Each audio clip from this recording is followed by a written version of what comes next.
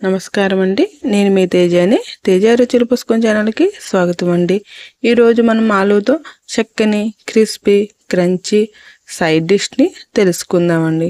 అవునండి, చాలా సింపుల్గా చాలా ఈజీగా చేసుకునే ఈ రెసిపీ కోసం మనం ఏం చేయాలో తెలుసుకుందాం. ముందుగా దీనికోసం 1/2 కేజీ బంగాళదుంపలు లేదా 3 మీడియం బంగాళదుంపల్ని పీల్స్ తీసుకుని చక్కగా చక్రాల్లాగా కట్ చేసుకోవాలి. మరీ పలుచగా కాకుండా మరీ మందంగా కాకుండా నేను వీడియోలో చూపిస్తున్నాను కదండి, ఆ విధంగా చక్కగా 3 బంగాళదుంపల్ని ఒకదాని తర్వాత ఒకటి చక్కగా కట్ చేసుకుని పక్కన పెట్టుకోవాలి.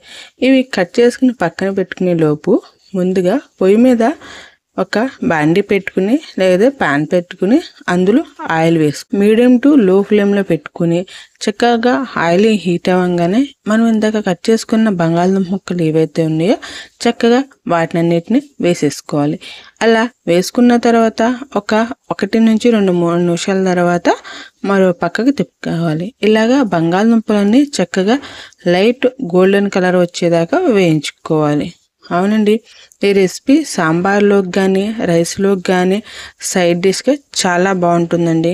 ఆయిల్ ఎక్కువగా ఉందని ఆలోచించకుండా ఒకసారి ట్రై చేయండి. పట్టించడానికి మనం మసాలా రెడీ చేసుకుందాం. దానికోసం 1 స్పూన్ ఆయిల్, సరిపడా సాల్ట్, 1/2 టీ స్పూన్ ధనియాల పొడి, కొంచెం పసుపు, 1/4 టీ స్పూను గరం మసాలా చక్కగా ఇవన్నీ వేసుకుని కలుపుకుని పక్కన పెట్టుకోవాలి.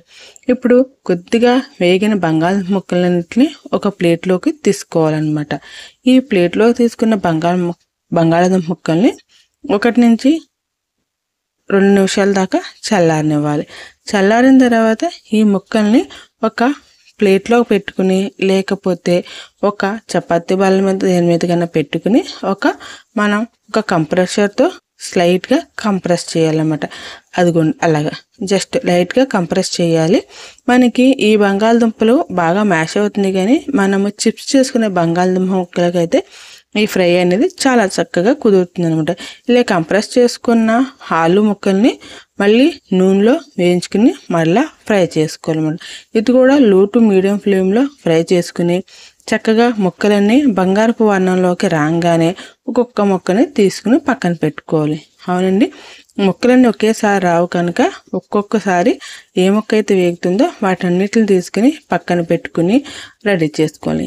ఇలా రెడీ అయిన బంగాళదుంప ముక్కలన్నిటిని మనం ఇందాక రెడీ చేసి పెట్టుకున్నాం కదండి, అదేంటి మసాలా పొడి. ఆ మసాలా పొడిలో ఈ ముక్కలన్నిటిని వేసి చక్కగా బాగా కలుపుకోవాలన్నమాట. మూత పెట్టుకుని మొత్తం ఈ కారం మసాలా అంతా ఈ ముక్కలకు పెట్టుకునేలా కలుపుకుని చక్కగా సర్వింగ్ ప్లేట్లోకి వేసుకుని సర్వ్ చేసేసుకోవడమేనండి. అంతే అండి, ఇంత సింపుల్గా చేసుకుని ఆలూ ఫ్రైని మీరు కూడా ట్రై చేసి నాకు ఎలా ఉందో కామెంట్ రూపంలో తెలియచేయండి. మీకు నచ్చినట్లయితే కనుక లైక్ చేయండి, షేర్ చేయండి, సబ్స్క్రైబ్ చేయండి. మరిన్ని వీడియోస్ కోసం తేజ రుచుల పుస్తకం ఛానల్ని చూస్తూనే ఉండండి. నా వీడియో చూసినందుకు ధన్యవాదాలు.